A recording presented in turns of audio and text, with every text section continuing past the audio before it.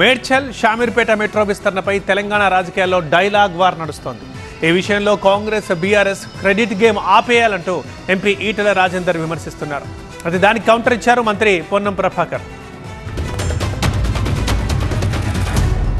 నేను ఎంపీగా పోటీ చేస్తున్నప్పుడు నేను మాట కూడా ఇచ్చిన, ఈ కేంద్ర ప్రభుత్వం 100% దీన్ని సపోర్ట్ చేస్తుంది, ఇప్పించే బాధ్యత నాది. నేను ఎంపీగా కొత్త కావచ్చు కానీ అనుభవంలో కొత్త కాదని చెప్పినాం. దీన్ని పార్లమెంట్లో ప్రస్తావించిన, రైల్వే మంత్రి గారికి అదేవిధంగా అర్బన్ డెవలప్మెంట్ మినిస్టర్ గారికి దీని మీద దరఖాస్తులు ఇచ్చి దీని అవసరాన్ని చెప్పినాం. ఇక్కడ అవసరం ఉందని చెప్పినాం.